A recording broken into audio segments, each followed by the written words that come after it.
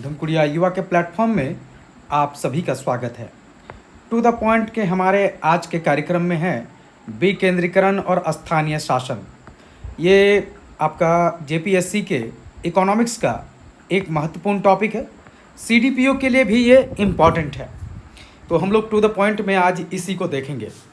उससे पहले एक जानकारी कि ऑनलाइन जेपीएससी की क्लासेस अभी चल रही हैं, जिसमें पीडीएफ नोट्स भी दिए जा रहे हैं।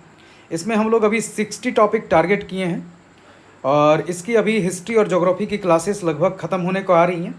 बाद बाकी अभी पॉलिटी, पॉबेट, इकोनॉमिक्स, साइंस टेक बचा हुआ है। तो अगर आप ज्वाइन करना चाहें तो कर सकते हैं। सीडीपीओ की क्लासेस मेंस की 10 मई से, जिसमें एलएसडब्ल्यू ऑप्शनल के साथ जीएस1 और जीएस2 ये पेपर्स चलाए जाएंगे। और 6 मई से सीडीपीओ के लिए ऑनलाइन क्लास और टेस्ट ये दोनों अभी चलाए जाएंगे। तो अगर आप ज्वाइन करना चाहें तो कर सकते हैं इस पे। चलिए आते हैं हम लोग टू द पॉइंट पे। विकेंद्रीकरण, स्थानीय स्वशासन। स्वशासन की अगर बात करें स्थानीय स्तर पे शासन की, तो भारतीय इतिहास में इसके कई उदाहरण मिलते हैं। सबसे प्रसिद्ध उदाहरण में चोल में स्वशासन व्यवस्था काफ़ी फेमस रहा है। लेकिन आधुनिक भारत में इसकी शुरुआत हम लोग ब्रिटिश शासन से देखते हैं। ब्रिटिश शासन में सबसे पहले अगर इसकी बात करें, जिसकी शुरुआत मानी जाए, तो लॉर्ड मेयो के प्रस्ताव से इसकी शुरुआत को देखा जा सकता है 1870 में। 1882 में लॉर्ड रिपन के प्रस्ताव को, जो स्थानीय स्वशासी संस्थाओं को लेकर था, उसको ब्रिटिश शासन ने खारिज कर दिया। ब्रिटिश शासन का कहना था कि भारतीय स्वशासन या प्रशासन नहीं चला सकते हैं। साथ ही उनको डर था कि स्थानीय स्वशासन कहीं ब्रिटिश प्रशासन को कमज़ोर न कर दे। इसलिए लॉर्ड रिपन के प्रस्ताव को खारिज कर दिया ब्रिटिश शासन ने।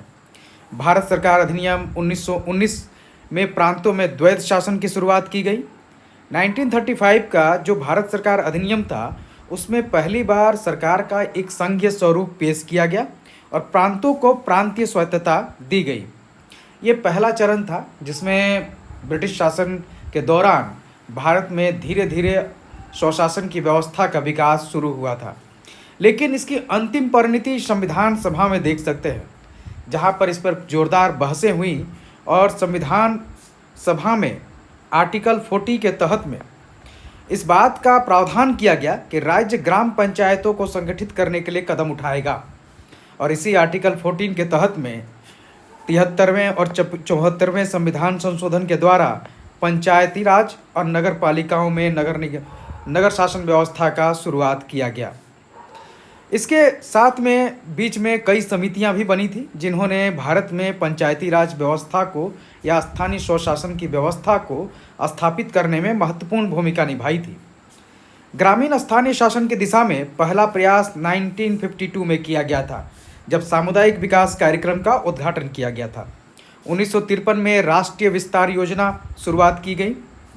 बलवंत राय मेहता समिति ने स्थानीय सरकार की त्रिस्तरीय प्रणाली का सुझाव दिया और जिसके बाद 2 अक्टूबर 1959 को राजस्थान में नागौर जिले में पहले पंचायती राज संस्थान का गठन किया गया था।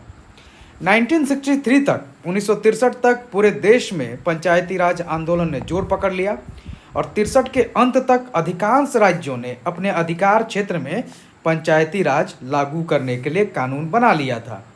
तो ये आपका इतिहास है। आइए थोड़ा सा आगे चलते हैं।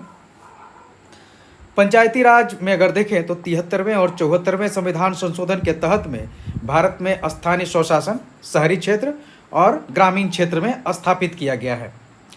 ये शासन स्थानीय स्तर पर विकेंद्रीकरण की शुरुआत थी या विकेंद्रीकरण की स्थापना के रूप में इसको देख सकते हैं। विकेंद्रीकरण की अगर पंचायती राज के साथ में इसके आयाम की बात करें तो 4 आयाम में विकेंद्रीकरण को देखा जा सकता है पंचायती राज में। पहला प्रशासनिक विकेंद्रीकरण, दूसरा राजनीतिक विकेंद्रीकरण, तीसरा कार्यात्मक विकेंद्रीकरण और चौथा वित्तीय विकेंद्रीकरण। भारत में लोकतांत्रिक विकेंद्रीकरण की जो स्थिति है, जो पंचायती राज के साथ स्थापित हुई, उसके 2 पक्ष देखने को मिलते हैं। एक सकारात्मक पक्ष और दूसरा इसकी जो चुनौतियां या नकारात्मक पक्ष है। स्थानीय समुदायों का सशक्तिकरण हुआ है पंचायती राज के द्वारा विकेंद्रीकरण स्थापन से। इसमें जवाबदेही और पारदर्शिता भी आई है। शासन में विविधता और समावेशिता को भी बढ़ावा मिला है। साथ में ग्रामीण विकास की भी नई परिभाषाएं लोकतांत्रिक विकेंद्रीकरण ने स्थापित किया है पंचायती राज की स्थापना के साथ में। चुनौतियों की अगर बात करें हम लोग तो इसमें कई तरह की चुनौतियां देखने को मिलती हैं। कार्यात्मक चुनौतियां हैं जो स्थानीय सरकारों को अभी भी सीमित अधिकार प्रदान करने की ओर है। तो स्थानीय सरकारें जो पंचायती राज की हैं वो कई तरह के बंदिशों के साथ काम करती हैं या कई बार वो काम ही नहीं कर पाती हैं। उनके पास वित्तीय चुनौतियां भी हैं क्योंकि जितने भी उनके पास में विषय दिए गए हैं तथापि उनकी अपनी वित्त की आपूर्ति उनसे नहीं होती है। उनको अनुदानों पर ही आश्रित रहना पड़ता है और अनुदानों के साथ ही उनको कई तरह की शर्तों से भी जोड़ दिया जाता है। प्रशासनिक चुनौती भी है क्योंकि उसका अपना कोई प्रशासनिक ढांचा नहीं है, तो जिसके कारण वो अपने कार्यों को सही ढंग से कर नहीं पाते हैं। लेकिन इसके बावजूद पंचायती राज संस्थाओं का महत्व है, विकेंद्रीकरण का विशेष महत्व है।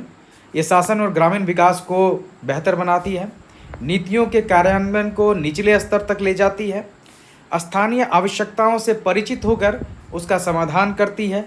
समावेशी विकास की ओर भी पंचायती राज संस्थाओं द्वारा विकेंद्रीकरण से इसकी मजबूत कदम रखे गए हैं। आगे किया क्या जा सकता है? स्थानीय सरकारी संस्थाओं को मजबूत बनाने की ज़रूरत है।